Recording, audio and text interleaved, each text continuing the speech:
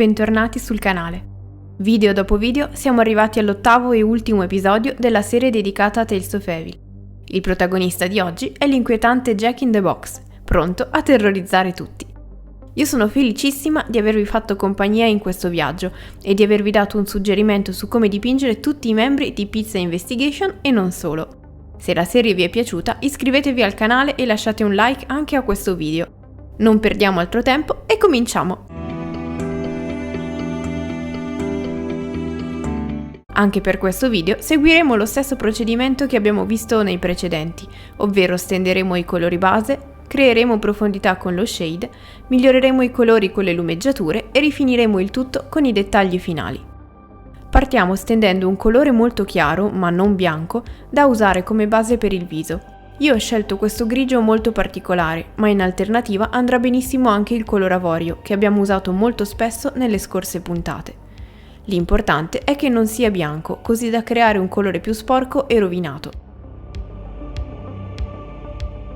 Usiamo questo colore per tutto il viso, evitando con cura le labbra.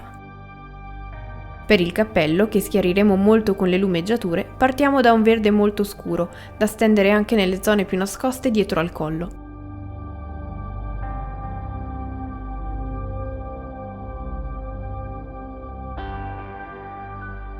Per le labbra e il naso scegliamo un rosso scuro, che ravviveremo fra poco con tonalità più intense.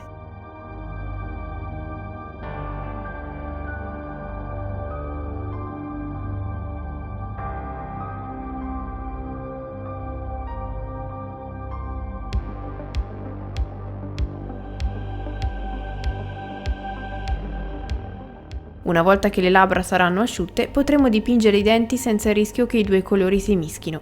Con questa piccola accortezza eviteremo di perdere tempo nel risistemare i colori.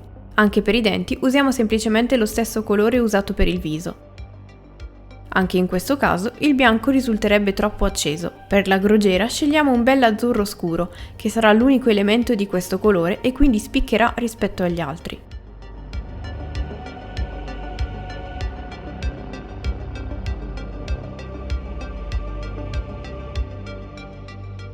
A questo punto riprendiamo il rosso scuro usato prima per creare una base uniforme su tutta la scatola a sorpresa.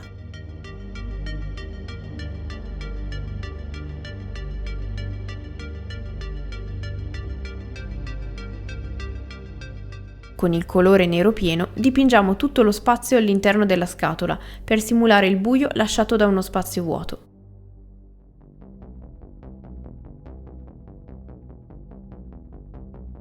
Coloriamo in questo modo anche l'interno del coperchio. Per i decori e i contorni della scatola prendiamo un beige scuro. Ho scelto di usare un colore neutro come questo, cercando di riprodurre quelle scatole a sorpresa antiche, fatte in legno e decorate con pochi colori.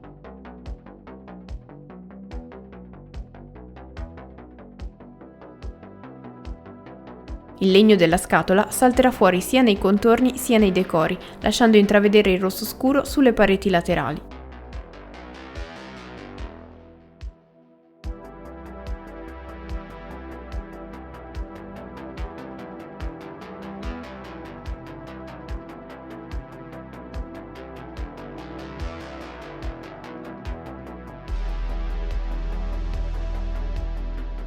Per il coperchio creiamo un contorno con il beige per dare maggiore texture ad una superficie così liscia. Scegliamo poi un grigio molto scuro per tutta la molla, cercando di arrivare in ogni angolo ma senza sporcare i colori fatti finora.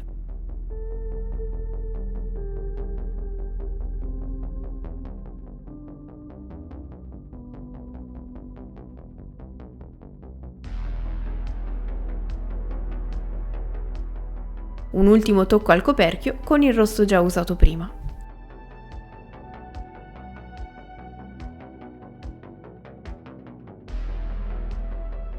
Per gli occhi, sui quali disegneremo delle pupille alla fine, stendiamo un primo strato di giallo acceso e coprente.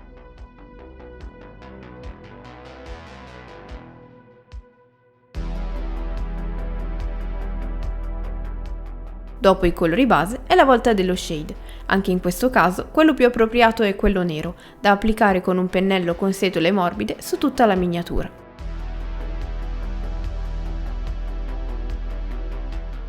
La pelle chiara che abbiamo steso prima, abbinata allo shade nero che la sporcherà, donerà un aspetto trasandato al volto del pagliaccio, come fosse un vecchio giocattolo.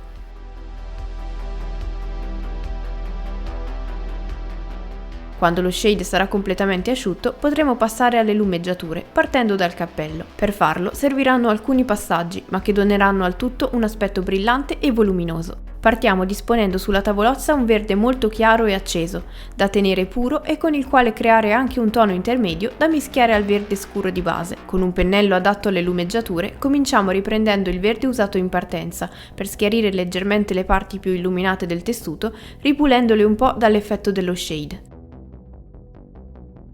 Ovviamente cerchiamo di non coprire i recessi scuriti proprio da quest'ultimo, che senza il minimo sforzo ha messo in evidenza tutte le ombre.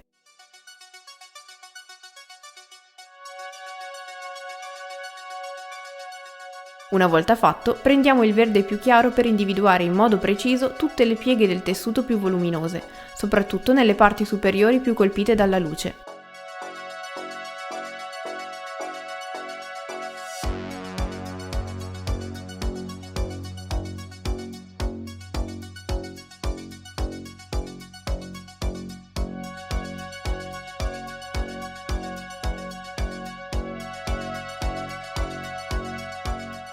Con il colore intermedio che abbiamo creato prima, mitighiamo lo stacco tra i colori, sfumando le due tonalità.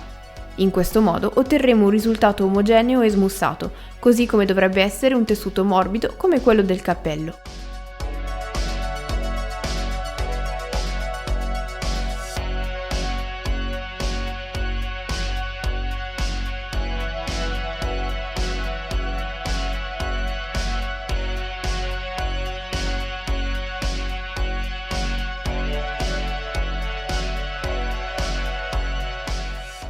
Come vedete, io ho fatto questi passaggi 2 volte, dato che ho usato i colori leggermente diluiti.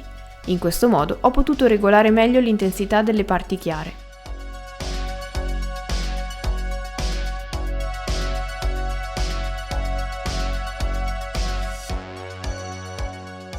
Individuare in modo deciso le parti illuminate ci aiuta a renderci conto immediatamente se l'effetto che stiamo ottenendo ci piace o meno, ovviamente ricordando che lo dovremo sfumare e amalgamare al colore di base.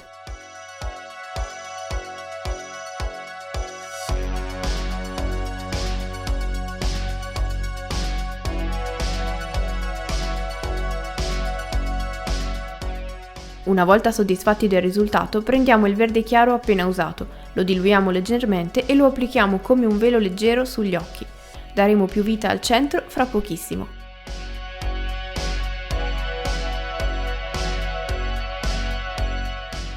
Intanto occupiamoci del viso, riprendendo il colore usato come base. Con questo ripassiamo le pieghe più evidenti e le zone più illuminate, facendo attenzione a non coprire le rughe che lo shade ha scurito per noi.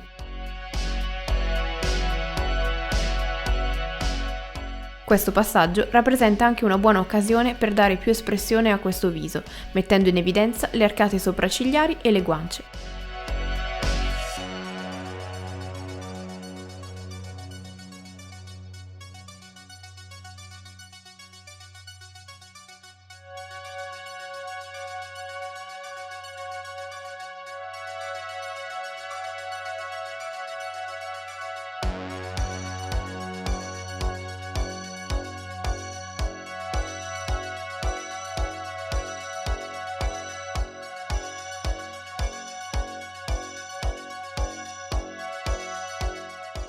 Con la punta del pennello o se necessario uno più sottile, aggiungiamo qualche colpo di luce anche sui denti, soprattutto nella parte centrale della bocca, ovvero quella che non dovrebbe essere coperta dall'ombra delle labbra.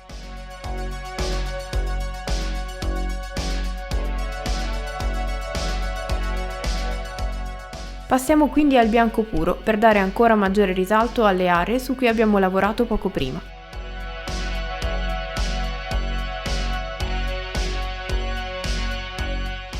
Come sempre, più schiariamo la zona colpita, più la rimpiccioliamo per concentrare la luce in piccoli punti.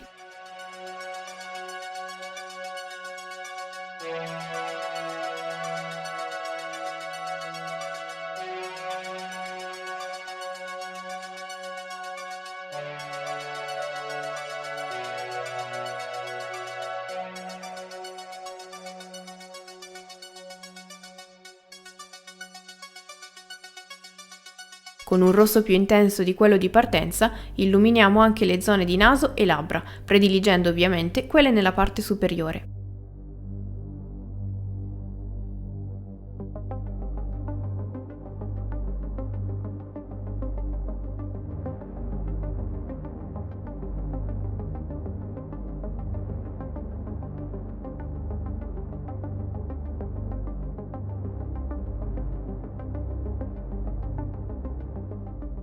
Passaggio che poi rifacciamo, ma con un rosso ancora più acceso, se ne disponiamo, o aggiungendo una punta di giallo al rosso usato prima.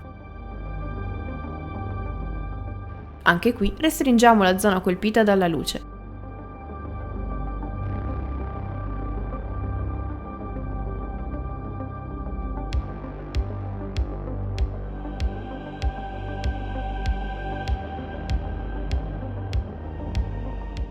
Questo stesso rosso lo usiamo per definire meglio gli spigoli della scatola, usando in modo preciso la punta del pennello o per facilitarci usando il fianco stesso del pennello, così che siano le setole a individuare con precisione il profilo. Lo facciamo sui 4 angoli e coloriamo leggermente anche le pareti della scatola, ma solo nelle zone più esterne ed esposte, così da dare maggiore volume al tutto. La parte centrale rimane in ombra per via del pagliaccio davanti e del coperchio dietro, quindi non sarebbe corretto illuminarla ulteriormente. Per il coperchio ho creato una semplice sfumatura usando i 2 rossi usati prima, quello più chiaro in alto e quello intermedio a metà.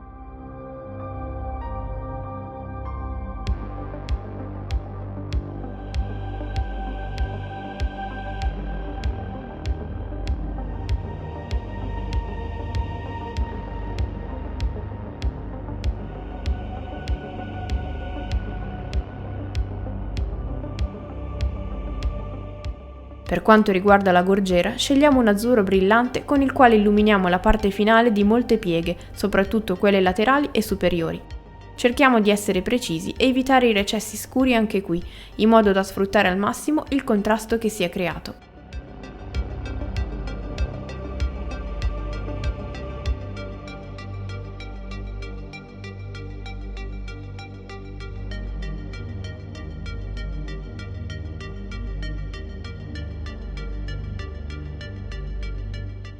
Per far risaltare ancora di più il tutto e fare di questa gorgiera un elemento vistoso, ho ripetuto il passaggio, restringendo via via le zone colpite anche con un verde acqua molto chiaro e infine qualche tocco di bianco.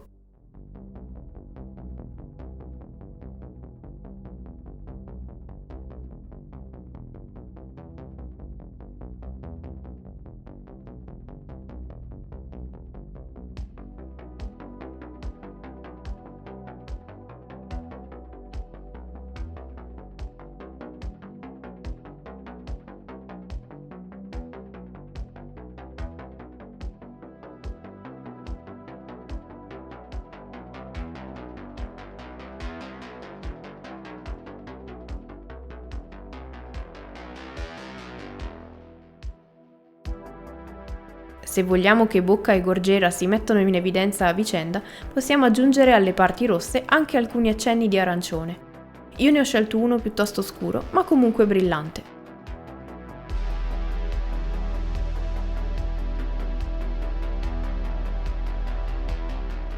Prima di passare ad un altro elemento, ho poi ripassato gli spigoli della scatola con il rosso acceso, creando anche una sorta di contorno su 3 dei 4 lati sul coperchio.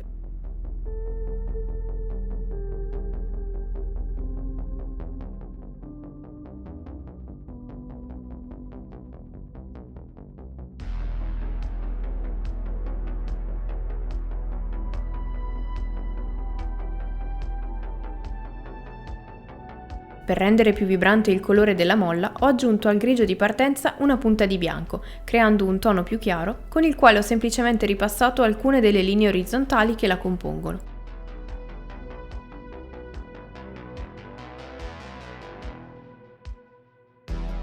Cerchiamo di non colorare tutto, ma solo la parte frontale, così da esaltarne la rotondità.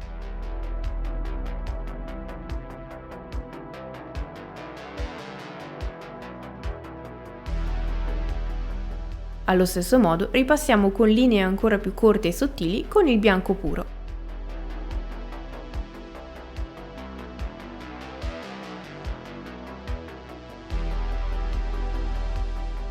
Per la parte in legno della scatola ripassiamo contorni e parte superiore dei decori con il colore di base.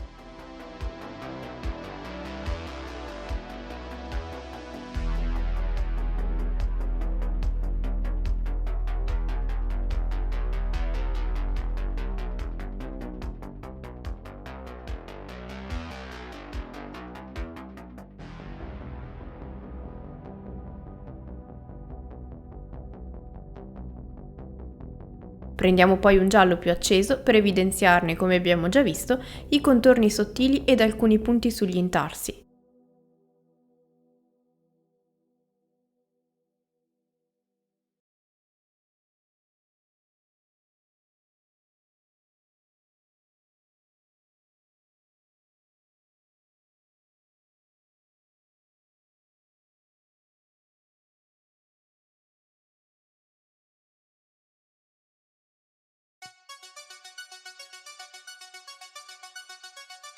Passiamo quindi ai dettagli finali, cominciando dagli occhi, per i quali ravviviamo il centro della pupilla con un giallo chiaro e brillante. Cerchiamo di colorare solo il centro, così da non sporcare l'alone verde chiaro che abbiamo fatto prima.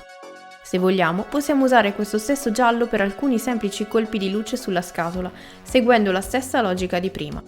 Questa volta limitiamoci ad evidenziare solo i profili più in alto, per differenziarli dagli altri.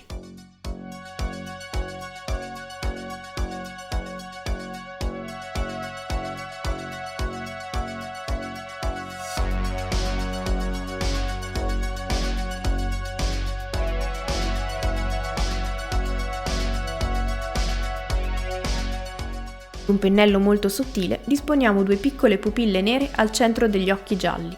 Io ho cercato di farle partire dalla base dell'occhio fino ad arrivare al centro vero e proprio, senza però toccare la parte superiore, così da creare pupille ovali e non tonde.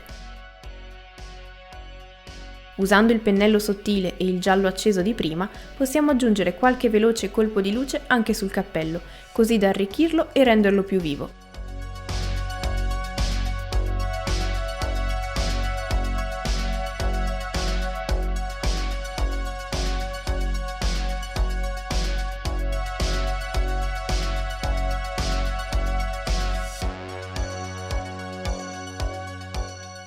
Come ultimo tocco non poteva mancare la basetta nera, che come una cornice farà sì che tutta l'attenzione ricada sui colori vividi della miniatura. Come sempre, spero che il video vi sia piaciuto e vi possa essere utile. Io mi sono divertita molto a dipingere Jack in the Box e devo dire che questi colori accesi mi piacciono molto. Sono curiosa di sapere cosa ne pensate voi, quindi fatemelo sapere qui sotto nei commenti. Se non lo avete ancora fatto, iscrivetevi al canale, venite a dipingere con me in live al link che vi lascio qui sotto, insieme all'elenco dei colori usati. Detto questo vi ringrazio, vi do appuntamento al prossimo video e ne approfitto per augurarvi anche buone feste. Ciao!